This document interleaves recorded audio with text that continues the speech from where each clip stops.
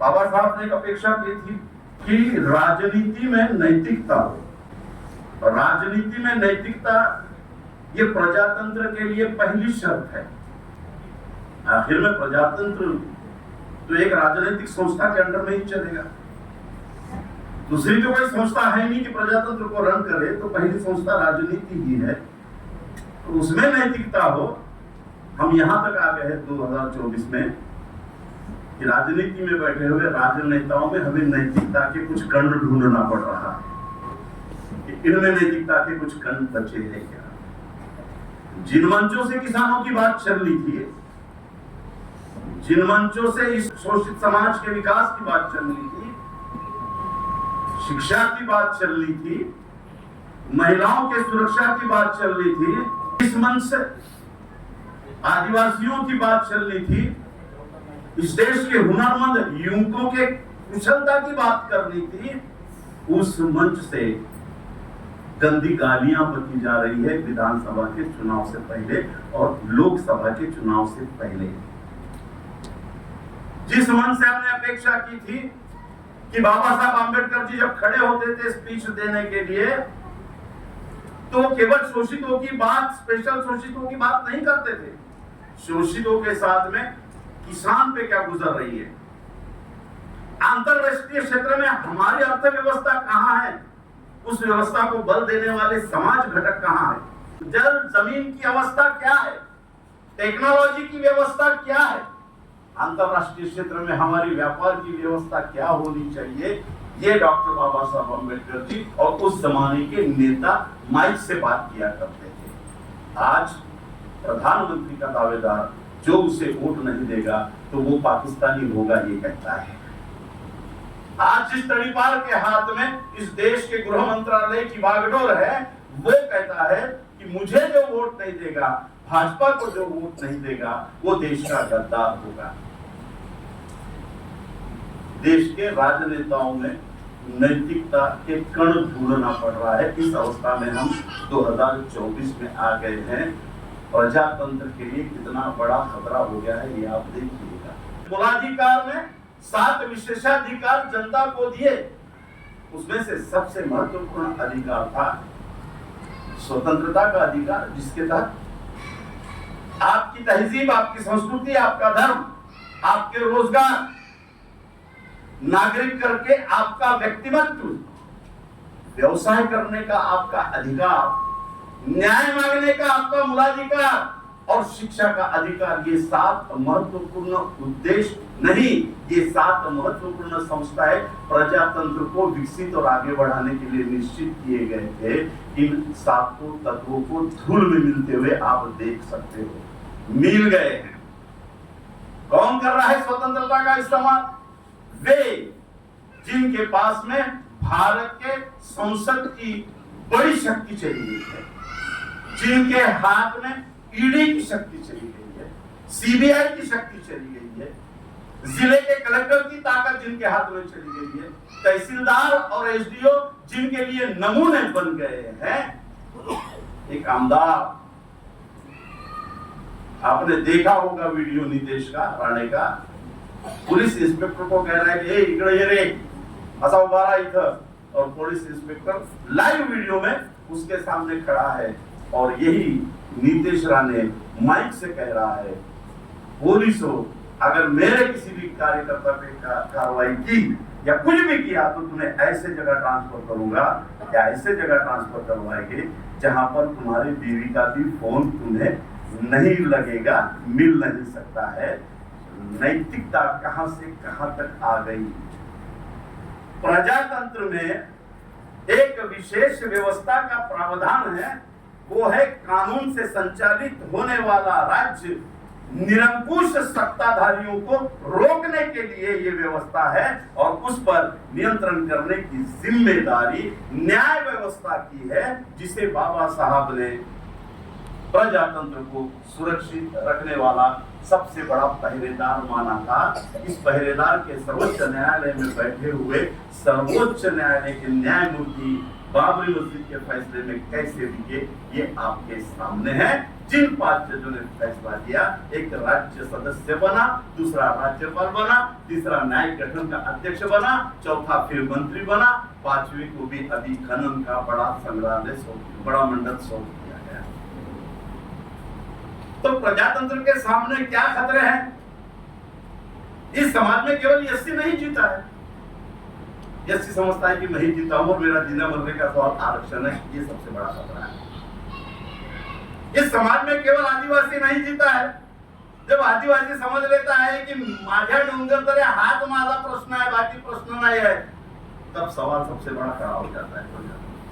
जब मुसलमान ये सोचता है कि मेरे मस्जिद पे हमले हो रहे, मुझे बस वही बचाना है, मेरे मदद से बचाना है, इससे बढ़कर कुछ नहीं है, तब प्रजातंत्र को खतरा पैदा हो जाता है। जब ओबीसी सोचता है की माझ्या आरक्षणाचा वाटा मी कुणाला देणार नाही, तो माझ्यासाठी तसला पाहिजे, एवढ्यावरच जेव्हा कॉन्सन्ट्रेट होतो, तेव्हा बाबासाहेबांनी दिलेला इशारा की विधानसभा आणि संसदेचं खरं राजकारण आमच्या हातून निसटतं आणि धर्मांध जमातवादी लोकांना रान मोकळं मिळतं आणि ते सत्तेत जाऊन बसतात। 2014 मध्ये आम्ही ती चूक केलेली आहे। 2014 में हमने वो गलती की।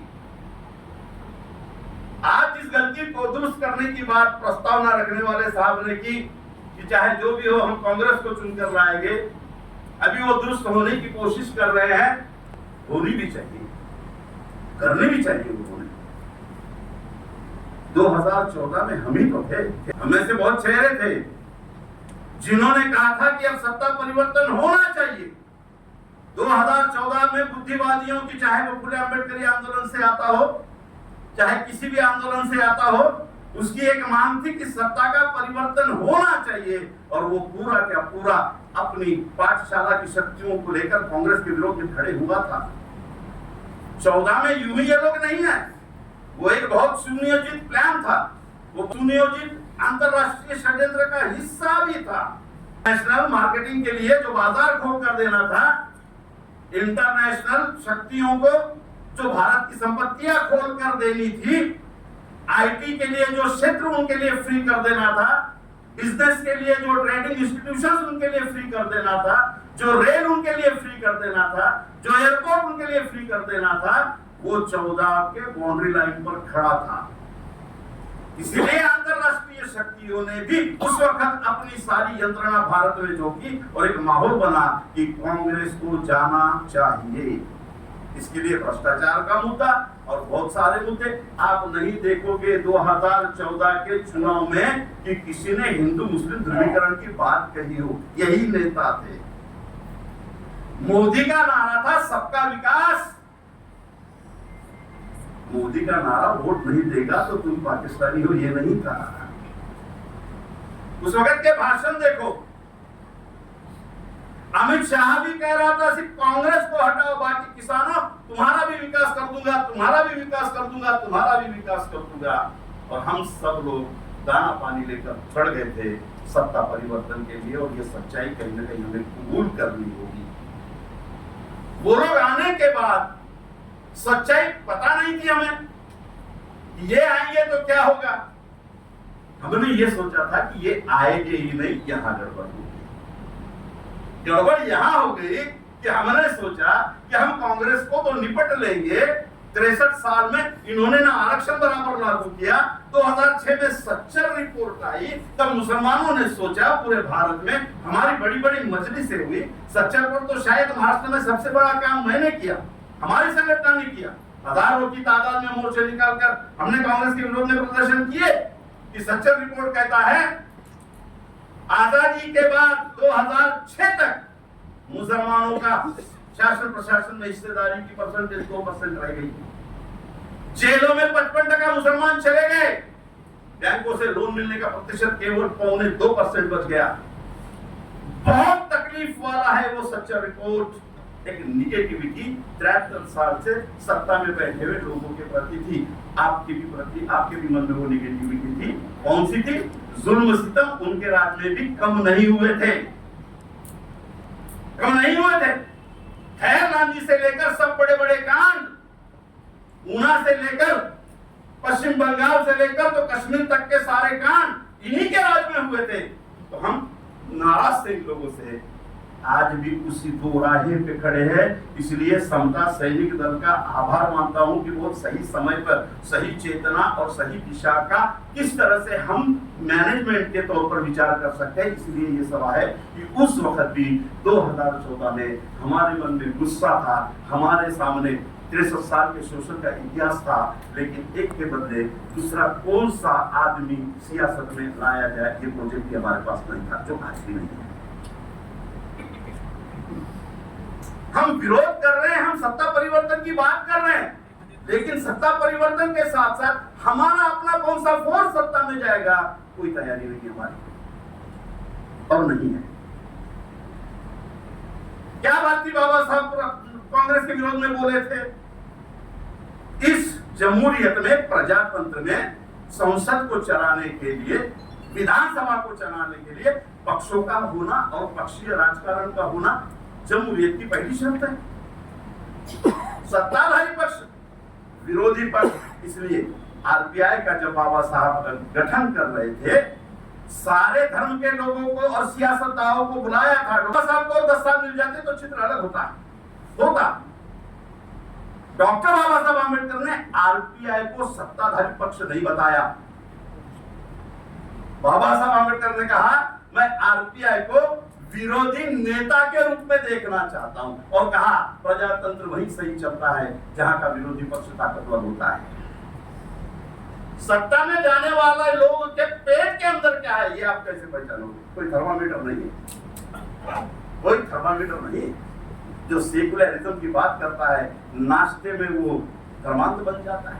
दोपहर के खाने में ढेकर देकर आता है तो कम्युनिस्ट बन गया, फिर शाम के चाय में देखे तो आरपीआई में आ जाता है, फिर रात के खाने में शिवसेना में चले जाता है, फिर सुबह लैट्रिन को जाता रहा तो वापस कांग्रेस में आ जाता है, गांधी जी की जय कहता। सियासत अजब खेल है तेरा, सियासत अजब खेल है तेरा। कभी चेहरे पहचान में नहीं आते तो कभी आईने भी पहचान में नहीं आते। क्या करें? तो हम आज भी इस दो राह पे है।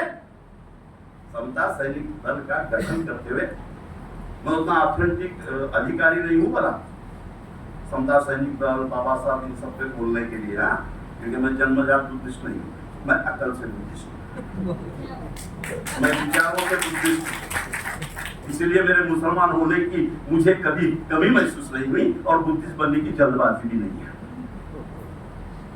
कुछ लोगों का अपनी जगह रहना बहुत जरूरी होता है। कुछ लोगों का अपने अस्तित्व के साथ फुले शाह अम्बेडकर के आंदोलन में खंभा गाड़ के रहना जरूरी होता है।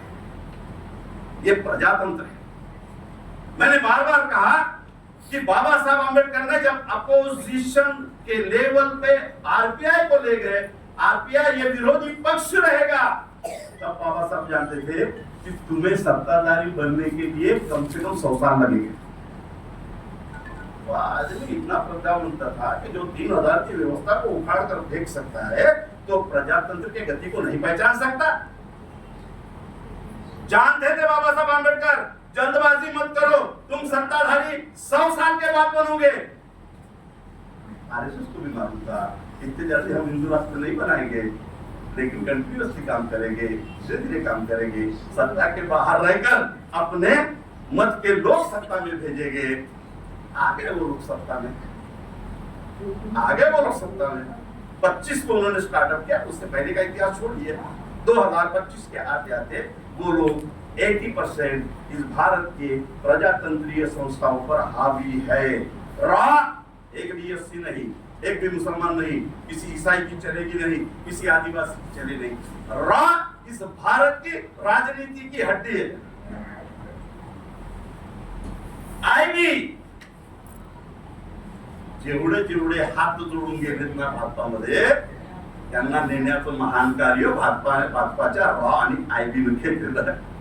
मोदीमुळे नाही केलं, एवढं महान तो तू नाहीच, मोदीमुळे नाही गेले, शहामुळे नाही गेले, मोहन भागवतांसोबत तर नाही गेले, त्यांचं मस्त आहे।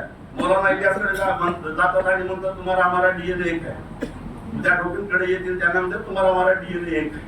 ते कुणाकडे जाऊन डीएनए म्हणतात? त्याला डीएनएचा म्हणतात जे त्यांच्या व्यवस्थेला समर्थन करतात आणि त्यांचा व्यवस्था येण्यासाठी हातभार लावतात। बाबा साहब ने कहा था कि जल्दबाजी मत करो, आरपीआई को विरोधी पक्ष के अधिकार में रखो, क्योंकि जानते थे प्रत्येक विधानसभा क्षेत्रामध्ये, प्रत्येक लोकसभा क्षेत्रामध्ये सरंजामी लोकच बसलेले आहेत, त्यांच्याकडे सगळे पॉवर्स आहेत, तेवढा पॉवर आमच्याकडे नाही. म्हणून निवडणुकीच्या या प्रोसेस मध्ये यांच्याशी आम्ही प्रत्यक्ष निवडणुकी क्षेत्रामध्ये उतरून जिंकू शकत नाही. माणसं बनवा, संघटन बनवा, समाज बनवा, लढाया उभे करा, लढायातून लोक संघटन बनवा आणि लोक संघटनात्मक जर शक्ती मजबूत झाली तर मग तुम्ही यांना परास्त करू शकता. त्यांच्याकडे करोडो अब्ज रुपये असू द्या, तुम्ही 2 लाखांना निवडणुका जिंकू शकता. असं ही उदाहरण बाबासाहेबांनी आपल्या हयातीत दाखवून दिलं. 14 लोकांना जिंकवलं.